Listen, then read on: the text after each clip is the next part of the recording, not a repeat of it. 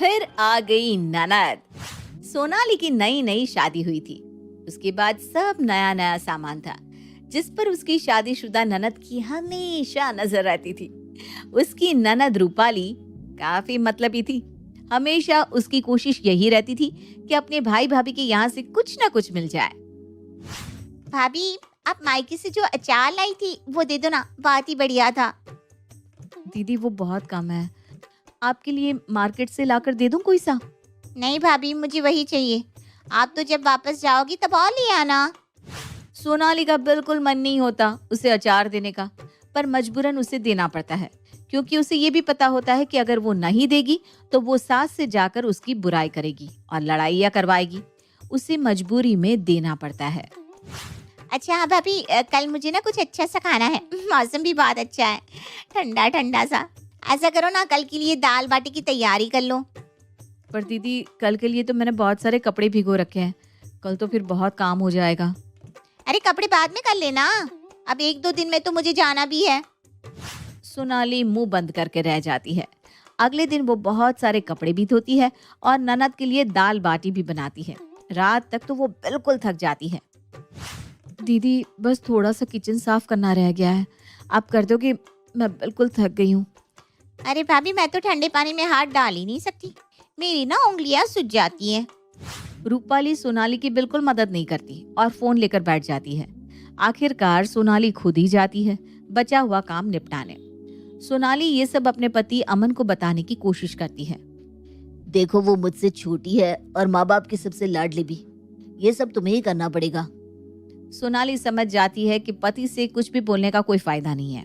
अगले दिन, भैया, अब 2-3 दिन में मुझे जाना ही है, तो मेरे बच्चों के लिए और इनके लिए कपड़े लेने हैं। आप कल ऑफिस से छुट्टी ले लेना ना। कल तो बहुत जरूरी मीटिंग है, कल तो जाना जरूरी है। तुम पैसे ले लो मुझसे और जो पसंद आए खरीद लेना वहां पर। नहीं नहीं नहीं, यहाँ से खाली हाथ जाऊंगी तो ये मुझे बहुत सुनाएंगी। तुम छुट्टी ले ही लो ना भैया। अमन कुछ नहीं कह पाता, उसको छुट्टी लेनी ही पड़ती है। सोनाली परेशान हो चुकी होती है, पर अपनी ननद से वो कुछ नहीं कह पाती। अमन छुट्टी लेता है और फिर वो सब रूपाली को महंगे से महंगी शॉपिंग करवा कर लाते हैं। रूपाली रात को अपना सारा सामान अपने पति को दिखाती है। उसका पति सब चीजों को सस्ता और बेकार बता देता है। अगले दिन, भाभी, इनको तो कुछ भी पसंद नहीं आया, ये सब ना बदलना पड़ेगा। आज आप वापस चलना मेरे साथ। वो सोनाली को वापस मार्केट ले जाती है और सारा सामान बदलवा कर लाती है।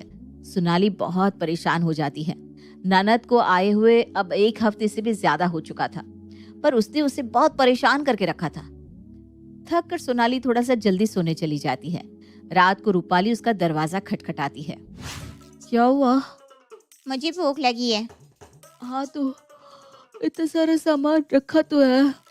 नहीं, मुझे ये सब ठंडा खाने की आदत नहीं है, मुझे तो ताज़ा नाश्ता ही चाहिए। अरे तो आप कुछ बना लो ना, मैगी भी रखी है, पास्ता भी है और काफी कुछ रखा है। पर मुझे आपके हाथ का ही खाना है, कुछ बना दो ना।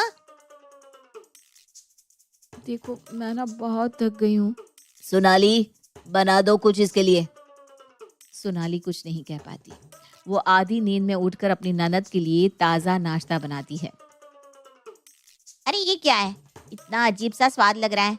जब मम्मी बनाती थी ना तब तो बहुत ही टेस्टी लगता था मुझे। रूपाली उसे खाती ही नहीं, सारा का सारा छोड़ देती है और फिर अपने लिए मैगी ही बनाती है। सोनाली को बहुत गुस्सा आता है, पर वो कुछ कह नहीं पाती। अगले दिन वो फिर से अमन से बात करती है। मैं कुछ नहीं कर सकता, वो ऐसी ही है। वैसे भी तो वो आज जा रही है। दोनों उसको बहुत सारा सामान देकर भेजते हैं। सोनाली भी थोड़ी राहत की सांस लेती है, पर कुछ ही दिन बीतते हैं कि रूपाली फिर से वापस। इस बार उसका पति और बच्चा भी आया होता है। अरे पिछली बार ना इसके एग्जाम की वजह से आ नहीं पाए थे, अब तो इसकी छुट्टियां हैं और इनका तो ऑनलाइन चल रहा है, तो हम 1 हफ्ता यहीं रहेंगे। ये सुनकर अमन और सोनाली दोनों सर पकड़ लेते हैं। ननद के आते ही बस रूपाली तो सोनाली पर हुक्म चलाने लग जाती है। भाभी, ये ना फीकी चाय पियेंगे और ये गोलू कोल्ड कॉफी पिएगा और मैं कोल्ड ड्रिंक। कोल्ड ड्रिंक तो शायद नहीं है, तू भी चाय पी ले। नहीं नहीं नहीं, इस समय चाय नहीं पीऊंगी मैं। ऐसा करो, आप कोल्ड ड्रिंक ले आओ मार्केट से, और हाँ गोलू को भी ले जाओ, इसे कुछ दिला देना। अमन बहुत थका हुआ था, फिर भी वो उसके लिए कोल्ड ड्रिंक लेने गया और अपने भांजे को भी बहुत सारा सामान दिलवा कर लाया। सब चाय नाश्ता करके फ्री हुए ही थे कि गोलू मॉल जाने के लिए जिद करने लगा। अरे हाँ, सब चलते हैं ना भैया, चलो बहुत मजा आएगा। इस समय? अरे शाम होने वाली है, अभी जाकर क्या करेंगे? इससे अच्छा है कि कल सुबह सुबह निकल जाएंगे। ये सुनते ही उसका बेटा गोलू दहाड़े मार मार कर रोने लगता है। रूपाली के पति सुरेश को बुरा लगता है। मैं इसलिए यहाँ नहीं आया था रूपाली कि यहाँ आकर मेरा बच्चा रोए। चलो यहाँ से। अरे जीजा जी, ऐसी कोई बात नहीं है।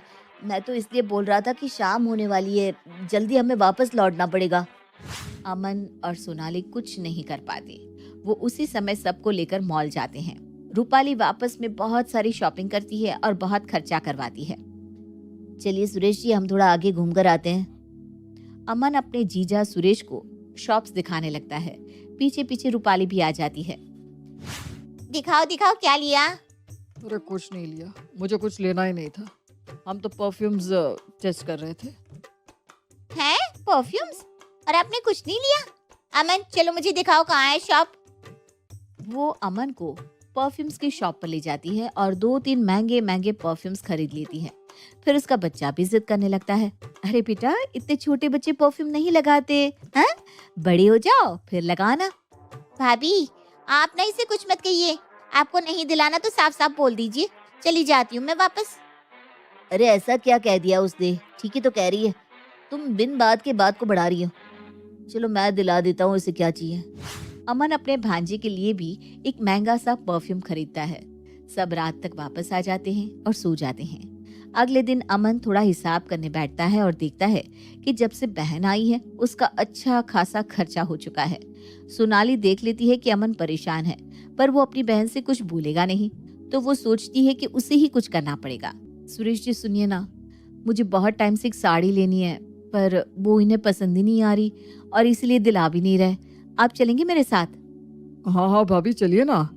सोनाली उसे अमन की कार लेने के लिए बोलती है और उसे पता होता है कि उस पे बहुत ही कम पेट्रोल है। दोनों घर से निकलते हैं और फिर पेट्रोल भी भरवाना पड़ता है। टंकी पूरी खाली ही होती है तो अच्छा खासा 5-7 हजार का पेट्रोल लग जाता है। लेकिन सोनाली बात ऐसे करती है जैसे इस बारे में उसे कुछ पता ही नहीं था। अरे सुरेश जी, मुझे पता ही नहीं था कि इस पे पेट्रोल नहीं है, आपके कितने सारे पैसे लग गए। अरे भाभी कोई बात नहीं, आप और बताइए, कुछ और काम है क्या? काम तो नहीं है, पर कॉफी पीने का मन कर रहा है। वो मुझे ना माइग्रेन का प्रॉब्लम है, अगर कॉफी पी सके तो। हाँ हाँ बताइए, मैं अभी किसी ठेले से कॉफी ले आता हूँ। अरे नहीं नहीं नहीं, ठेले वाली नहीं, वो स्टारबक्स वाली ही पीनी पड़ेगी, तभी ठीक होगा। स्टारबक्स का नाम सुनते ही सुरेश के तो होश उड़ जाते हैं। उसे पता था कि वहाँ की कॉफी कितनी महंगी आती है पर वो कुछ नहीं कर पाता, उसे लाकर देनी ही पड़ती है। सोनाली तो मन ही मन खुश हो रही थी। अब आया ऊंट पहाड़ के नीचे। इतने दिनों से इनकी बीवी ने हमारा जीना हराम करके रखा हुआ है, सबक तो भाई सिखाना ही पड़ेगा। चले भाभी घर? हाँ हाँ चलते हैं ना। बस एक चीज और है, अगर आप साथ दे तो। हाँ बताइए ना। वो कुछ दिनों में ना इनका बर्थडे आ रहा है। अब मेरे साथ तो ये कुछ लेने आते नहीं, अगर हम शर्ट ले सके तो। देखिए मुझे तो अच्छा भी नहीं लग रहा आपसे बोलते हुए, पर अब क्या करूं मैं। सोनाली बस ऐसे ही चिकनी चुपड़ी बातें करके उसका खर्चे पे खर्चा करवाती जा रही थी और अच्छा खासा वसूल भी कर रही थी। थोड़ी देर बाद दोनों घर पहुंचते हैं। रूपाली चलो भाई, अब हम कल ही चलते हैं वापस, हो गए 2-3 दिन यहाँ। क्यों, क्या हुआ? आप तो कह रहे थे कि हफ्ता भर रुकेंगे। हाँ पर मुझे ना ऑफिस का काम याद आ गया है, कल ही चलते हैं। और दोनों अगले ही दिन चले जाते हैं। इन्हें क्या हुआ, ऐसे अचानक ही चले गए? सोनाली मन ही मन हंस रही थी कि अब अपने पति को कैसे समझाए कि उसने क्या तरकीब लगाई ननद से पीछा छुड़ाने की।